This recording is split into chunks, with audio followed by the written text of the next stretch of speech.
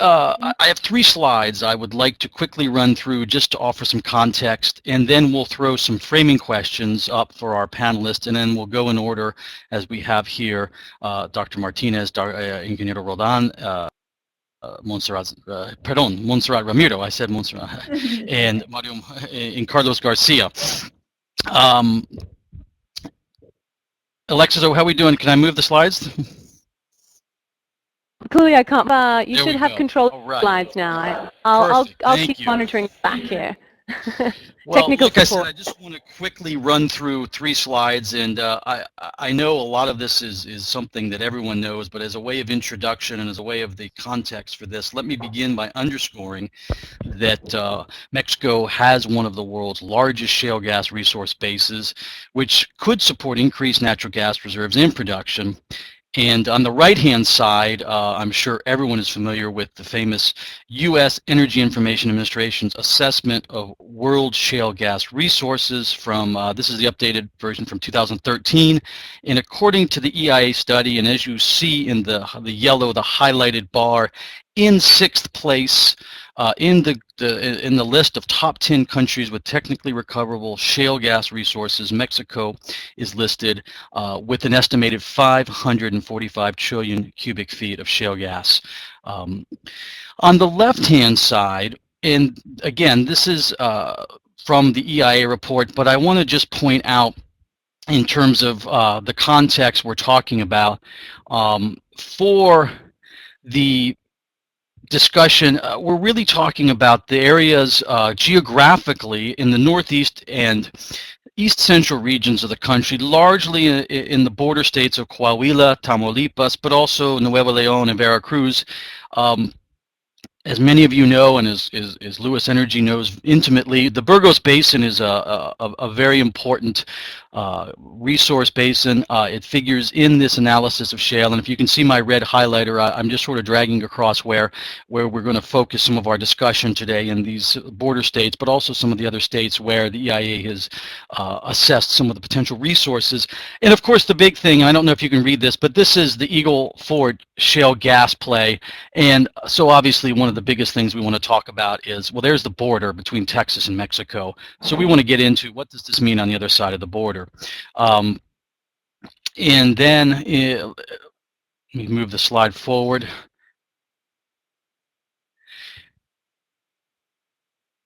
Just to,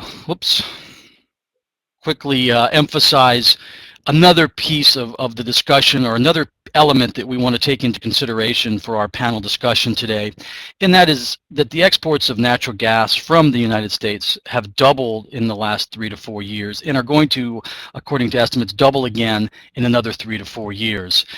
But on top of that, at the same time, and there's 2 graphics on top of each other, and you'll have this later, these are EIA numbers as well as SENER projections. The fact is, even with doubling twice in a 10-year period, it looks to be that natural gas into Mexico will continue to outpace both the imports and domestic production, at least according to current projections. There are obviously a lot of things underway. There was announcements yesterday.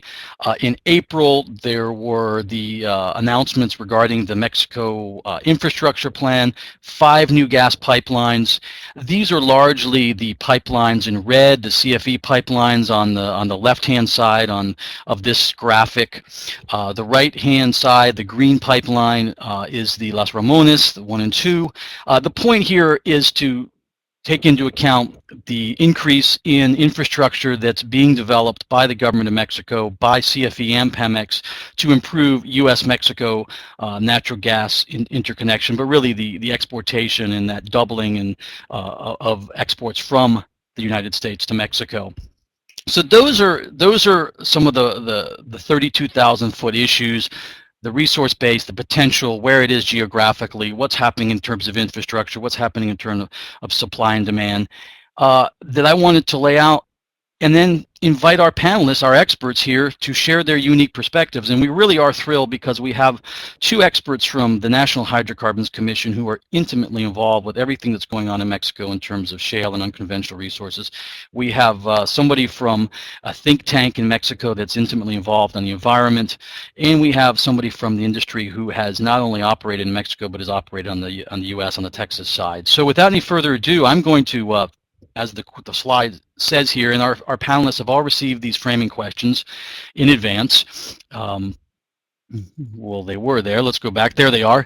The framing questions, and I'm not going to read these verbatim. Instead, I'm going to go ahead and invite our first speaker, Oscar Roldan from the National Hydrocarbons Commission in Mexico, to respond to these questions and begin our discussion today. Oscar, it's over to you, and thank you very much.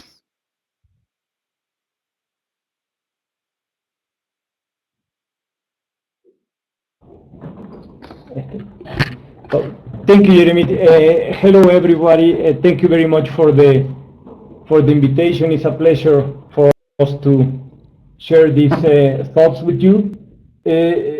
First, I would like to talk about, you mentioned these projections that the Ministry of Energy was doing. As you probably all know, Mexico is going through a major reform process at the moment, and one of I think even 6 months ago, maybe 8 months ago, we didn't have a clear idea of how far this reform could go. And this is important because there are many aspects that I think is going to be crucial for at least the market of natural gas, which is related to pipelines, which is related as well to the possibility of the different type of contracts in the upstream sector. So this is a major change. We are in the final phase of this on the legal reform process in the Congress. Probably in about 2-3 weeks, there will be a final assessment and the final disclosure of the new hydrocarbons law of the country, which is something that is very exciting for us and a very big challenge. Definitely within the agenda of the country, the shale gas resources is one of the main aspects. But in order to be successful on this, we are also working on the regulation related to shale gas and shale oil, and it's something that we did a very important effort within the government, with the different entities of the government, and actually the Centro Mario Molina is also part of this work. It's not just the government; it's also the NGOs that are part of this process. They are working with us closely to develop this new regulatory framework, precisely for safety and environmental matters. So we have to work in different aspects. One of them is to find the legal or the contractual framework to boost the activity. The other one is to have the regulatory framework to make sure that these activities will have a low impact, the lowest impact possible in the environmental and safety side. Let me check and go through some of your questions. I would like to focus in this idea that probably Mexico doesn't have a real incentive to develop our shale gas resources, given that the imports from the U.S. are so cheap. And that's true, and that some of the people in Mexico used to think like that. At least in the Commission, and personally, I really disagree with that point of view, because the fact that it's true that we can import the gas with cheap prices. However, one of the key elements of this reform is to boost our economic activity and our labor activity, as well as the revenue coming from the hydrocarbons. So if we analyze this in a global manner, the country strategy has to focus on develop our own resources. And one of the problems that we have developing these resources is as well the reference price of the gas. The Mexican gas price is related to the Henry Hub gas price, and we have been working like that for the last years. With the new legal framework, that's not going to be the case anymore. The companies any contractor that will have a contract for exploration and production of gas will be free to set a gas price with any other industrial or any other guy on the demand side. So that's very important, because we have to break through this. We have to break this gas price relationship, and if we do that successfully, we are going to create a market. We have to develop a gas price in Mexico, and that's one of the main problems that we were facing before. It's impossible to have a market when your gas price is referred to another market. So that is something that one of the changes that we're expecting on that side. Referring with the water resources and the desert areas, it's true that some of the shale resources are in these areas, but not all of them. And we have, according with estimations of Pemex, around half of our shale resources is in a different basin that is not on the north, it's not in the arid sites, actually it's in Veracruz, and it's shale oil. So this is one of the things that as well that we have to consider. It's true that some of the resources are in arid places. We have to do some analysis whether or not it's possible to have some creative ideas to use the water, for example, from cities, from other resources. But we have also shale resources in different areas that are not facing the water problem that this north part of the country is facing. The other question relating what's the government new regulatory framework is going to deal with the relationship of the different communities is also something that is taken into account in the law, and is related on how are the owners of the land, how they will benefit from the activities of the oil and gas industry. And this is something very important, because in the past 75 years, the owners of the land were basically not getting any kind of direct benefit from the exploration and exploitation. And right now, they will have a direct benefit from that activities. Is something that is also considered in the law, and you will be able to find it. Is what we call it the servidumbres, related with the owners of the land. So this will create a completely new relationship between people that owns the land, operators, and the government, which is basically, we believe is going to be fruitful for everybody. And related to the steps that we are taking on, I mean, we are building up all the capacities that we need, not just for the shale, so basically to implement the whole reform, which is transferring the data, creating the legal assessing the areas, find the suitable areas to have the first and the second and the third bid round, design the contracts, calibrate these contracts. I mean, there are so many steps still that we have to go through in order to be able to successfully implement this reform and try to get the most of it. I don't know if somebody has any question or a comment, we can answer very happily. Perfect. No, that's wonderful. Thank you very much for taking those questions. And of course, I mean, we completely understand the reform process is still underway in terms of some of the implementing legislation. Why don't we continue and have our next two speakers, Oscar, and then we'll come back and we'll moderate a discussion for all the panelists, if that's okay. So with that, I would like to first apologize because I messed up Montserrat's last name. We are delighted to have Montserrat Ramiro on the line, who is now with the Centro Mario Molina. I have no idea why I called you Montserrat Serrano, but I apologize. Montserrat Ramiro from the Centro Mario Molina, we look forward to your thoughts on some of these framing questions. Over to you.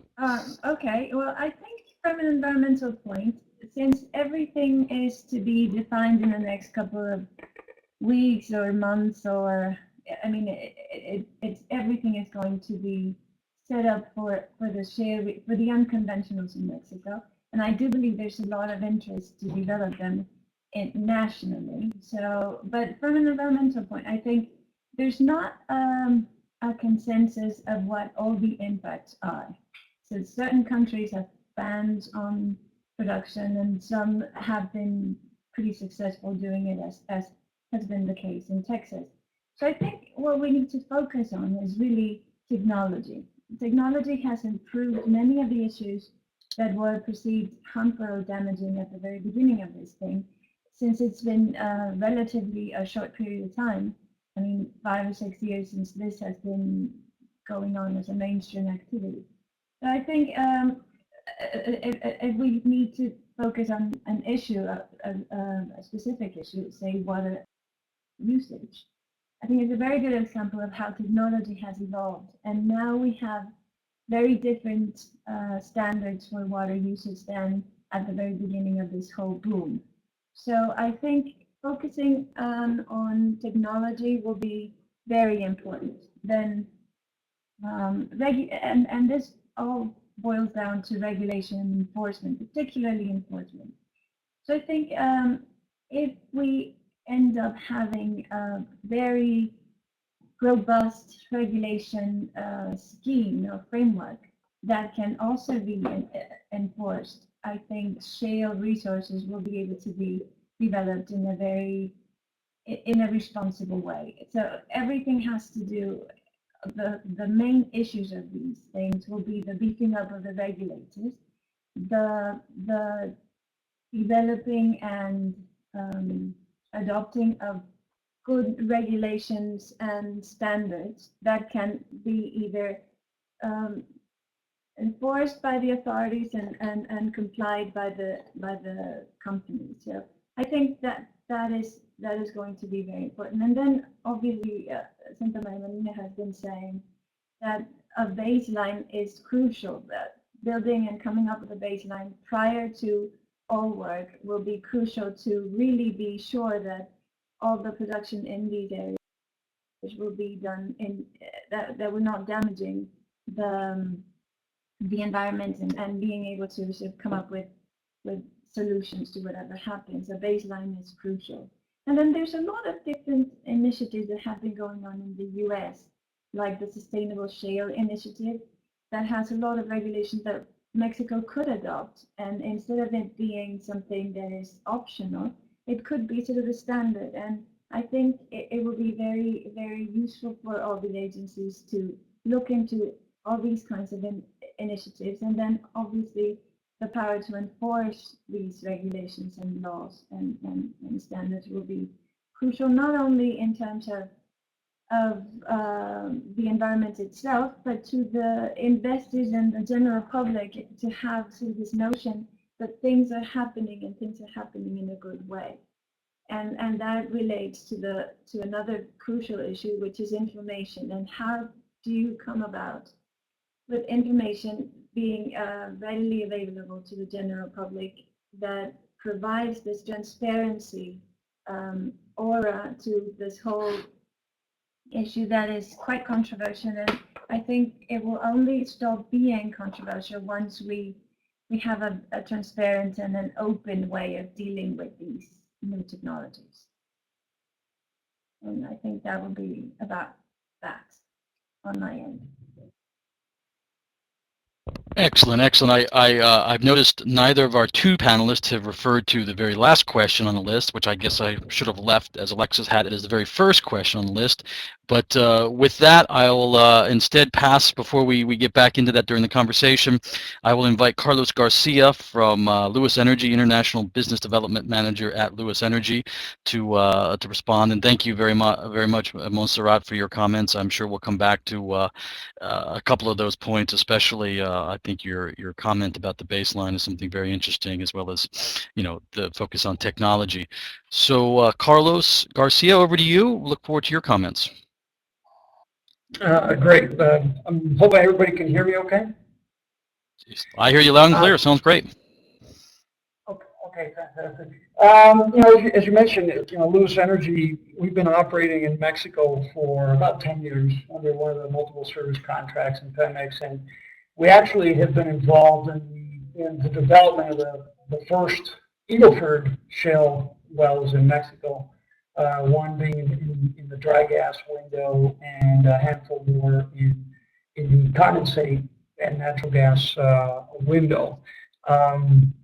And so we've, you know, a lot of the issues that are brought here forth are true issues and are challenges.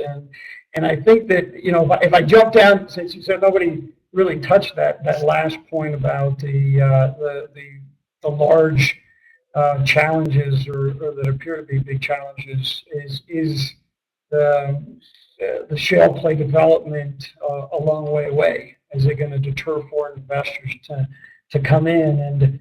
And I would say that one, you know, Oscar's comment about the shale play being very, very diverse, right? So you do have different sort of issues in different parts of the play. But if I focus on the northern part where we are, in the extension of the Eagle Ford, and let me just a side note, the Eagle Ford is one formation. It's a shale play, but it's one formation. There are many others.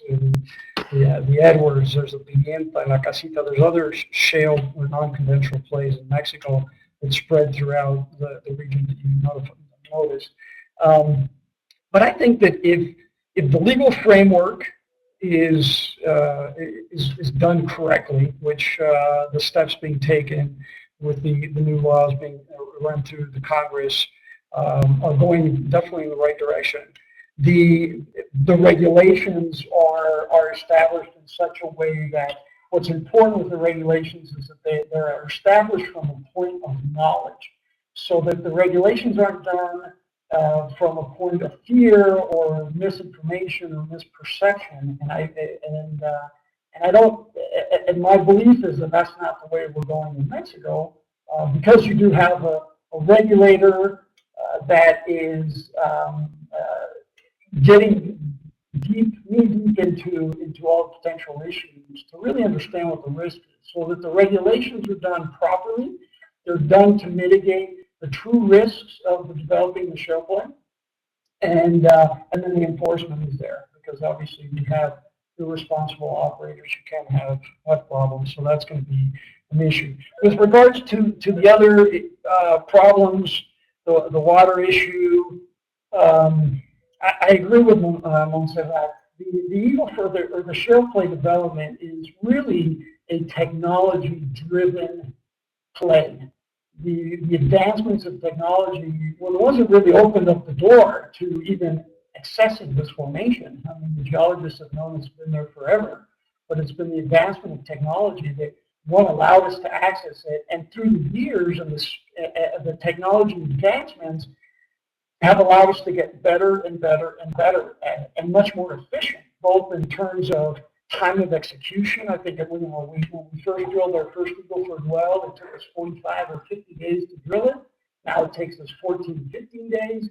It used to take us 20 days to frack it. Now we can frack it and complete it in 6 days. And we do it much more efficiently with reduced amounts of water and pumping pressure. With regards to the water, before the belief was that you needed the cleanest possible water available. Now people are using repurposed water. They're using produced water, which is water that comes up as you're extracting the hydrocarbon from the ground and reusing that in the fracking mechanism. So I agree with Montserrat. There's a lot of technology that's being driven that will help drive the water issue and help resolve the water issue. In fact, in the Permian Basin in West Texas, there are some companies that are fracking new wells with 100% recycled water. So they're using the water they use in the fracking process and the produced water that comes out of the well to frack new wells. And they're not using any new resources of fresh water, quote unquote fresh water. They're also accessing aquifers that are highly concentrated with salt. So they're brine or brackish water, brackish formations, and through cleaning and recycling, they're taking the iron out and the salts and the corrosives and being able to use that. So you're not accessing water that could be used for human consumption. So all that technology is coming fast because it is. I mean, the shale, in order to be efficient, you have to look at all the aspects of your process and make them as efficient, cost-wise and time-wise as possible. So, you know, and the other issue I know that's top of mind for a lot of people is the insecurity. A lot of the shale formations, especially in the north, are in areas that are, what would be the proper word, but very hot. There's a lot of activity. But, you know, fortunately, we've been, again, operating there for 10 years, and we haven't had any incidences. I mean, we do have to be very smart. We have had to adapt our operations to that reality. We keep very, very, very close contact with the authorities. You know, practical things like we don't allow, you know, movement of personnel or equipment or machinery or supplies at night. So it does create a little bit more inefficiency in the system, maybe raises the cost of drilling the wells to some extent, but you learn to work with it. So again, if the framework was done, the economic incentives are there, the regulatory environment is appropriate for the industry, companies will come. Companies will come and develop the resource, because if we really look at it, this is the largest, I would say, not just Shale, but the entire hydrocarbon industry in Mexico. It's the largest oil and gas play that is a potential out there in the world. There isn't another market that offers the opportunities that Mexico does right now. So again, as things develop and the framework is done properly, I feel that the investors will come. And I'll end my comments there. Excellent. No, that's perfect. A lot of questions have already come in, and thank you, all three of you. There's obviously a lot of material here. Carlos, just a quick follow-up about the security, and you talked about some of the ways to deal with the challenge. A question that I'll synthesize several versions of the same question. Is there an impact on the economics? Is it impactful on the economics, and will it make it borderline in terms of some of the opportunities, economically speaking? I don't believe so. I mean, it definitely impacts the economics of a well. Just one little example. For example, when we're fracking a well, and when we're drilling a well, it's a 24-hour operation, correct? But we don't allow any movement of materials, personnel, equipment at night. So that means you have to have everything on site for the nighttime operation in place at the well site before sundown. Which means that, for example, in the case of fracking, when we've got, you know, in the United States, we have water in cases it has to be trucked in, but specifically sand, fracking sand. Well, we have deliveries continuously, all night long in the United States. In Mexico, we can't have that, which means that we have to build storage facilities at every well site to hold the sand sufficient to take us through the night, so we don't have to shut down the operation. So obviously that infrastructure is a different infrastructure that you don't need in the United States, which just raises the cost. But it's like any play. I mean, if economic incentives, risk adjusted, are equal or better, I would say, than other opportunities, people take that into consideration and they build it into their models. So okay. Those are better. Again, that's one about the practical, just a real practical example of where it does impact. Thank you. Thank you. Just a quick reminder, Alexis talked about, and for anyone who's come on since, on your right-hand side of your screen here, there is a chat function. Some of you are posting questions there. Better would be if you see the tab that says questions, there's a silhouette and a question mark, and it says questions. pose your questions there, and we will proceed with the discussion session and the conversation with our three panelists, and I think Dr. Martinez from CNH is going to participate as well. So with that, I'd like to drag the first question over, and this will be for CNH. Oscar, this is something you talked about, and the question is, could you please explain the servidumbre system? You referred to a little bit, I think, in regards to the how the system is going to work in the local communities. So CNH would like to answer this question, please.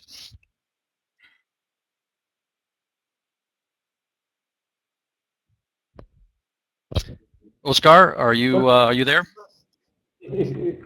I'm here. But basically, how this system is going to work is the government will push for contractual negotiations between the operators and the owners of the land. There will be set a minimum and a maximum percentage of how much the landowner can get out from the operations. That numbers, I believe, they are still on discussion, but it's going to be something between 0.5% and 2% of the income after taxes, gross income minus taxes. So basically, in case that there is no agreement on that, in Mexico we have an institution called it INDAVIN, which is the one that has the mandate to evaluate, to make evaluations of the value of different places, so it can give more information regarding the value of the land, so they can have a more accurate number of what's the value of the land. But this is something very important in the sense that there are some percentages of the utility after taxes, as I mentioned, that they will be settled, that the owners of the land can get out from these operations. Excellent, excellent. And I just want to thank you very much, Oscar. And if Dr. Martinez, please make sure if he would like to, feel free to answer or comment in Spanish. That's not a problem. But thank you very much. Let's move here to a question about I think it's something that Montserrat brought up. But maybe Oscar, while we have you here, if you could respond a little bit to what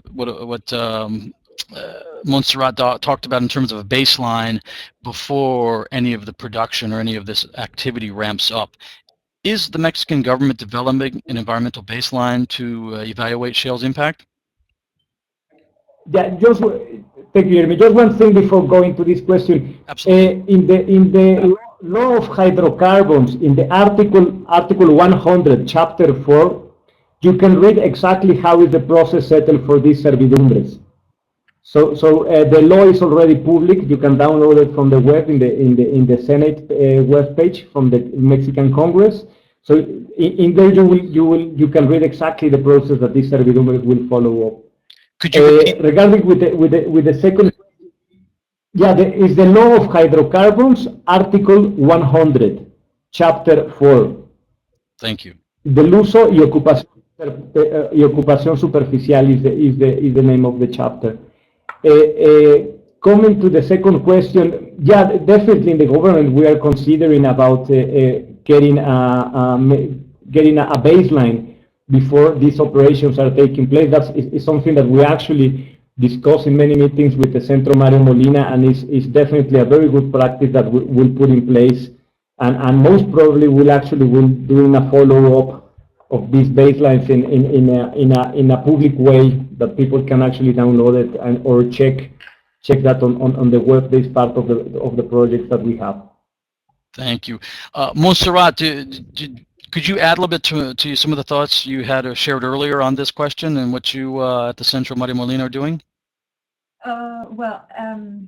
I can only say that it's crucial to have a baseline, so anything that comes after that can be measured. And I think it's very important for how to communicate the activities and how that can relate to the general public. Because if you don't have something to sort of measure against, there's no way you could either say that things are being properly done or defend yourself if attacked, to the opposite. So I think a baseline is crucial, and Centro Mario Molina has been very active at pushing this to happen. I'm pretty sure it will happen, and it's related to the information and everything that comes out of the public bidding, and the activities themselves have to be sort of available to the general public in order to assess whether all these things are being done responsibly and in benefiting the community. So I think all this will take time, but it will end up happening. It's in everybody's interest, I believe. Let me throw, I think you started to answer this, but maybe a little bit more broadly, if you wouldn't mind just quickly looking at this next question regarding the Centro Mario Molina, and again, just a little bit more broadly than just the baseline environmental analysis. How is the center working with the government or with other NGOs? Well, the center is working closely with all the authorities. I think particularly we've been doing a lot of work with INE, and well, it's the whole point of the Centro Mario Molina is to be close to the authorities, giving expertise as to how these things should be handled. Mostly, it's been about the baseline, because I think it's the very backbone of whatever we are going to do in terms environmentally. So without a baseline, it's very difficult to have results, because regardless of what the standards will be and how they will be implemented, if you don't have anything to measure against, it will be very difficult. So the relationship is very, very close, and as well with the Agencia ANSIPA in Spanish. It will be the agency in charge of industrial and environmental protection. It's a new agency that is part of the reform. So it's been an ongoing process and work. Thank you. Carlos, before we move on, any thoughts from your side on the baseline and this discussion of an environmental baseline?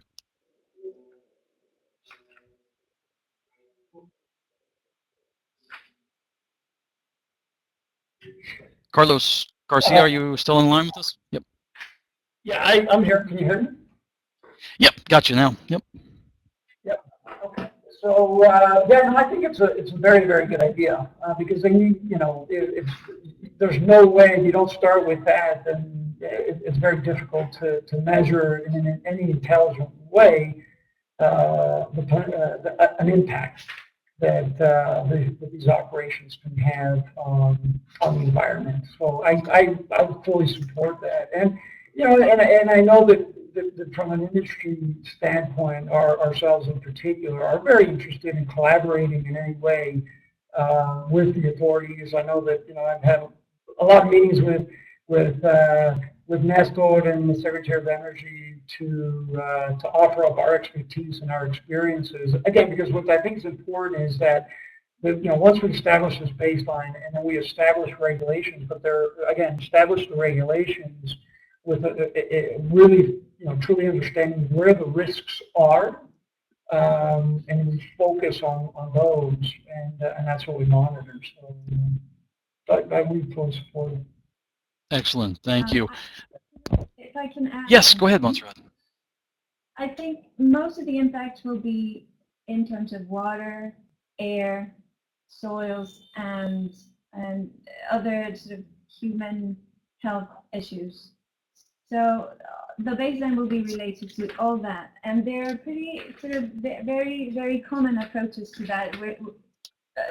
CNH and the new environmental agency will not have to sort of improvise on how to build a baseline, so because it's been done everywhere else in the world. So I guess all these things just need to happen, and as long as there is this disposition from the government, that I think it's very obvious that there is, to collaborate with and to seek support from agencies that have already done this, I think it will be a pretty sort of standard thing, and it will be sort of the beginning of a very robust regulatory framework. And I think that should be the focus of everyone.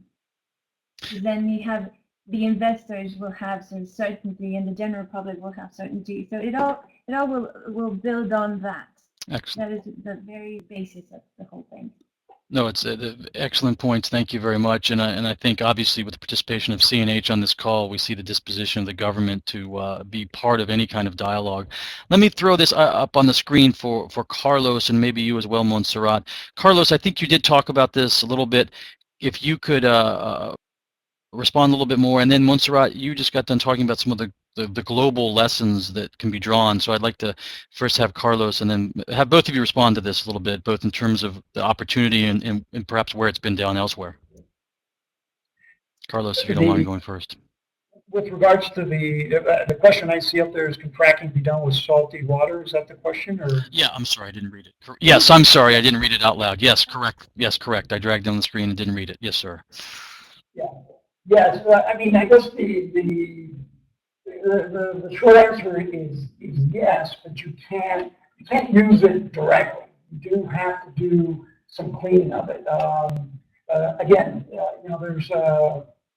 are some aquifers that are brackish water, highly salinated, in fact, several times more than ocean water, that are available and being used. That water does have to be treated. You do have to separate the salt, and you do have to separate the minerals that may be in there. You've got to treat it with antibacterial elements, because it's very prone to generating bacteria. So it does need to be processed. But I guess the answer is there's technologies to deal with the issues, to be able to use that sort of excellent. water. Montserrat, do you have any thoughts perhaps of elsewhere where you know of some references? Yeah, I think a very good one is what they've done in the Appalachian Basin. That is a voluntary framework, but it can be copied as a non-voluntary or just, it can be, how can I say it? It can be made very Mexican in that regard. But the whole effort is very interesting. It's called the Center for Sustainable Shale Development, and it was an initiative that was developed in the Appalachian Basin. It's the name of the thing is Center for Sustainable Shale Development. It's CSSD, and it's public, and it's very interesting for anyone to look at. But just to be clear, that's in terms of the broader, but in terms of specifically. Yeah. I wouldn't know. I just okay. What I know is that there are a lot of alternatives for using discharge waters or salty waters, but that there's a process for making it suitable. So I think Carlos' answer was perfect. Perfect. Wonderful. Yeah, I'll maybe just add a little bit more to that. In fact, there are some opportunities. I mean, again, it's not available everywhere. The solutions have to be very regional and locally, but there are cases of city governments looking at reprocessing their wastewater or cleaning up their wastewater to a point where then it can be used in fracking, or governments putting desalination facilities to then be able to use some of this brackish water for daily activity, but then also sell that resource to the oil and gas industry for fracking. So it actually, I think like most problems, it also creates an opportunity. And I think where there's creativity and there's entrepreneurship and a desire to find a solution, those will come up. Those will be found. Excellent. No, I think your point earlier about how we've arrived at this point is sort of a key piece. Gentlemen from CNH, I know this question is probably a bit premature in the sense of where we are in the legislative process. If I can drag it onto the screen here. Let's see, for some reason it's not letting me. There we go. It's a question about the licensing and the framework. Any idea what contractual instrument will be used to attract shale E&P exploration and production? licenses are desired for financing purposes, the last piece being sort of a statement. Anything you can share with us on the developments of the contractual model for the unconventionals in shale? Oscar and Dr. Martinez? Well, the contractual mechanism, it hasn't been defined yet. Basically, in the law, you will find establish the license contracts, production sharing contracts, profit sharing contracts, and some mix of that contract. So basically, any kind of contract is possible for the government to issue. Which kind of contract will be suitable for the different areas, for example, shale or deep water or shallow water? It hasn't been defined yet. We'll be careful finding the right contract in order to make it easy to administrate, to manage for the government, as well easy to implement for the companies. But it's something that it hasn't been defined yet within the government. It's something that we're still working out with the Ministry of Energy. Okay, thank you. I think here's another question that that may be in the same lines of a bit early, but I think it bears throwing it on the screen just so you could at least give us what you know as of July 23rd, 2014. And let's see if I can drag it. Here it goes. And it has to do with the possible bid rounds. When do you think the first bid round for unconventionals will take place?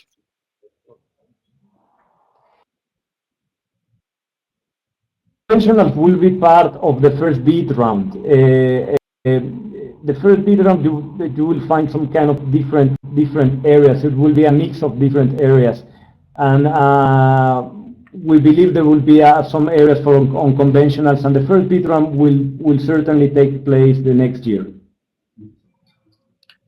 In 2015, maybe the second semester. Yeah. 2015, yeah. Okay. Thank you.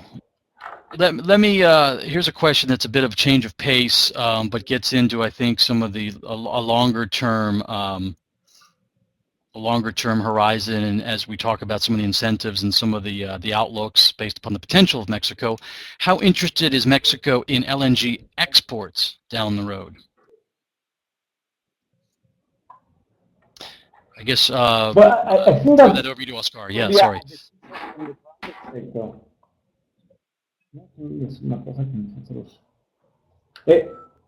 Yeah, we think, I mean,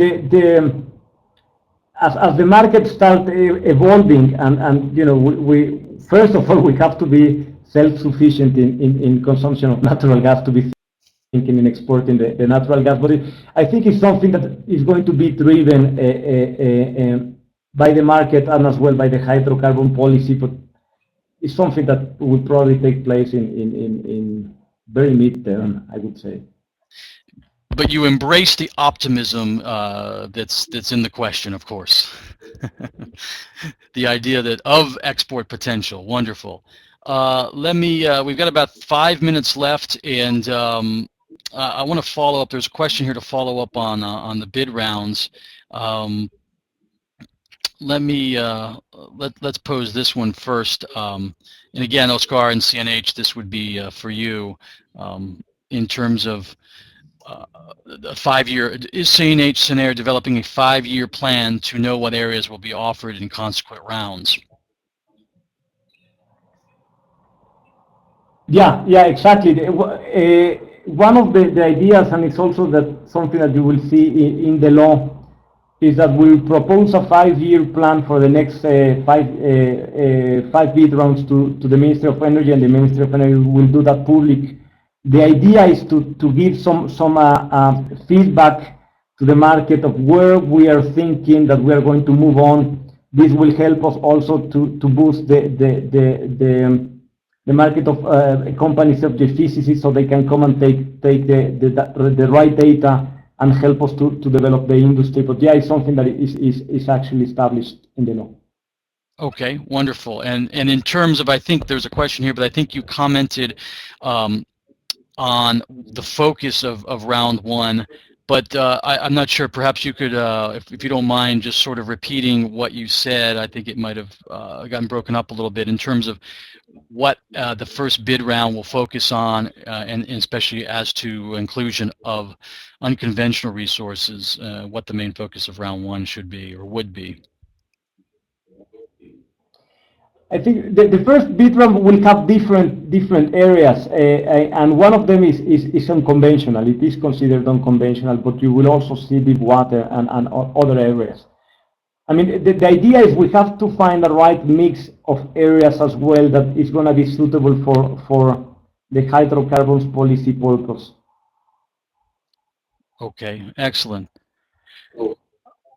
Just a reminder, anyone, if you would like to pose a question, we've got about 3 minutes left using the question function. We've got a couple more questions, and I think here's one I'd like to pose to Carlos Garcia. It's sort of an economic feasibility question. And the question is there an estimate as to the break-even price of Mexican shale production? Without asking you to give away any secrets, Carlos, could you comment on this one? That's a tough one. I guess, I could give you some ideas, and then maybe people can work into it. And the thing is, our economics as a company are maybe a little bit different, just because we're vertically integrated in the way we develop a well. So, with internal services, drilling, fracking, completion, wireline, corporate, we control probably 60-70% of the development of a well. So as a company, we can drill wells at a price point that's probably lower than most. Having said that, I think in general, our costs of operating in Mexico, and this is materials, this is chemicals, sand, everything you can imagine, are probably 30% higher than they are in the United States. In some elements, some particular items, the numbers are higher. But I would hope and I would suspect that those costs would reduce as the industry grows and we start developing suppliers locally that can react to the development of the shale play, which is very, very different than conventional and clearly much different than deep water. And but that's going to take a little bit of time. It's going to take a little time. And so, and when I say that, it also includes some of the inefficiencies that I mentioned. Some are driven by the environment that we work in, and others are driven just, again, because we don't have the same level of vendors and suppliers available in Mexico. Another boots on the ground example, if you need a particular tool for doing a well log, well, you don't have as many vendors available, you don't have as many tools available in Mexico, so you may be sitting in a well site for a day or two waiting for that tool to arrive. And that adds to the cost of drilling a well. So, my hopes is that as the industry grows and as more development happens, that the supplier base will also grow to help that. So, I hope that helps to clarify a little bit, helps to direct some of the thoughts. No, that's excellent. Thank you for the context and especially the firsthand information is quite useful. Let me we'll do two more questions. One of them picks back up on something we're talking about in terms of the baseline, and there's a question regarding the 1944 treaty obligation to South Texas. So Montserrat, actually I'll throw it open. Montserrat, if you want to comment first. I don't know if our friends from CNH, any thoughts on this regarding water and the environmental baseline analysis? I hate to say that I wouldn't know how to answer that question. Don't hate to say that, that's fine. Okay, Oscar Roldan or Dr. Martinez, any thoughts on this by chance?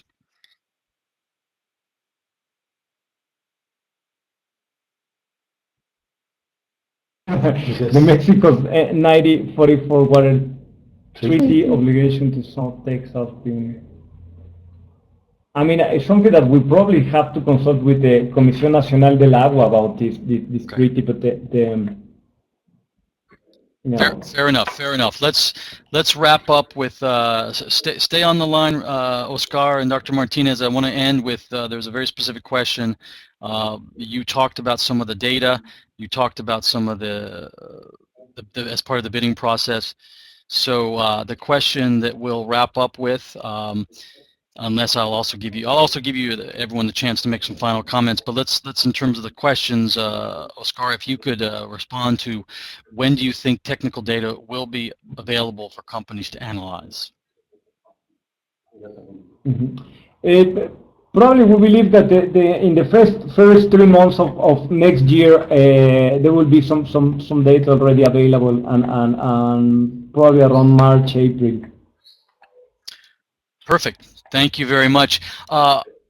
We are at 12 o'clock here in San Diego, and that's our ending time. I do want to, well, first of all, I want to extend our sincere gratitude to our speakers today, but also if you want to make any final comments on anything we've talked about today, I'll invite, we'll go in order that we began the session. Oscar Roldan, if you had any final thoughts, if there's anything you wanted to make sure to share with us before we wrap up, I'll ask you to start. Yeah, well, thank you. Well, I pick up some comments regarding this. As Carlos mentioned, there are 2 aspects that this is on the hands of the government in order to do this right, and it's the legal framework that is just about to be settled, and as well the regulations.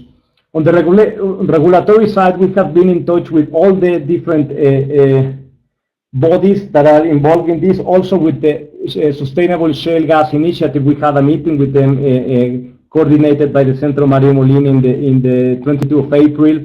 We know about they have something around 15 to 18 standards. So I mean, it's something that we're still working on. We think that Mexico has a great opportunity, not just because we are starting this, so we have the chance to do it right. Also because we are basically, next to the U.S., and that brings a lot of economies to scale. We believe that in the U.S. you went through a very maybe difficult process of learning by doing process in terms of shale activity. I think you reach already a certain level of technology, certain level of a standard that we can basically embrace and make it right. We have a good advantage that most of the activities here are centralized. The centralized government decides the area, so we have the chance to coordinate this correctly. So try to develop different areas within one bid round, for example, and help the companies to find solutions within each other. So we're very excited about the next years, and we'll hopefully make the most of this. Well, thank you, Oscar, and thank you and Dr. Martinez for your availability today to be with us and share your thoughts and respond to questions. Montserrat Ramiro from the Centro Mario Molina, any final remarks, any final comments? Well, I think we have to focus on enforcement and regulations, communication of the standards and results of production. It's crucial for transparency. It's also very important. The baseline is crucial, and just this is a technology-driven aspect of oil and gas, and it will be, and we're not alone in this. So there's a lot of things that are happening around the world, and we can benefit from them if we do it properly. Thank you very much, and I thank you for your participation. And as I mentioned earlier, congratulations on your new job. Thank you. Carlos Garcia, any final comments? Yeah, I guess, just similar comments to Oscar's and Montserrat's. Yeah, there's a huge learning curve. That has been, we've gone through this huge learning curve in the industry, and taking advantage of that, I think will benefit the entire industry. And and I think that particularly the risks involved with shale play development. I know that You know, every day in the newspaper you see comments about fracking this and fracking that. I think that the reality is that all these potential problems, you know, developed from developing a shale play have technological solutions, have solutions. And so, again, focusing on the real risks and developing regulations, and I agree with most of that, oversight is going to be important.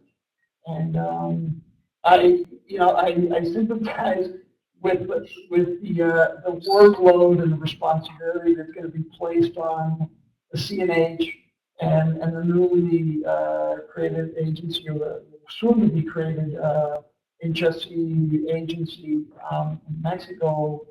You know, it's a huge responsibility. And you know, from an industry standpoint, you know, we'll support all efforts, because I think if we do it right,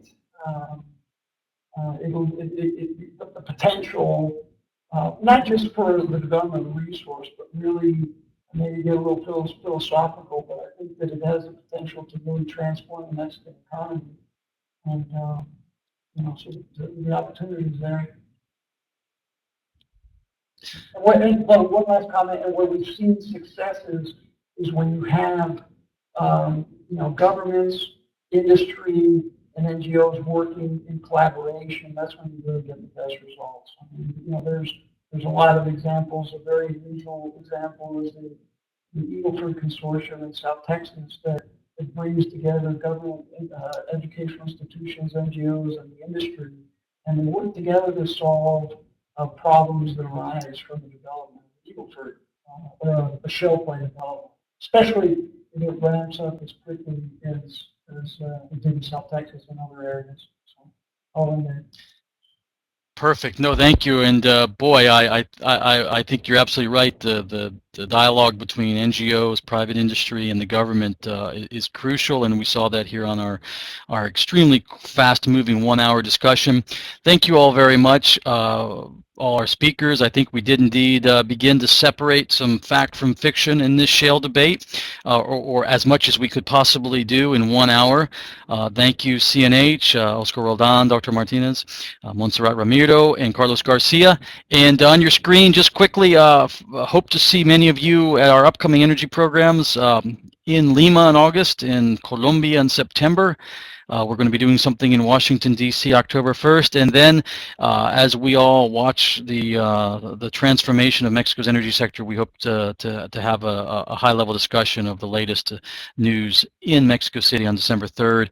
And we will get this recording, I believe, up and loaded and out to everyone tomorrow. So you will get an email from Alexis Arthur with the recording of this webinar virtual panel. Alexis, I don't know if I missed anything, but if you're there and want to make any final remarks before we close. No, just thank you, everybody. Again, people requested the slides that Jeremy put forward at the start. I'd be happy to share those as well. And please, everyone who kept tweeting throughout, thank you very much. And if you want to stay up to date on everything else that we're doing here, please follow us on Twitter at IOA_energy, or check out our program at www.iamericas.org/energy. Thank you very much. Thanks, everyone. Have a wonderful afternoon.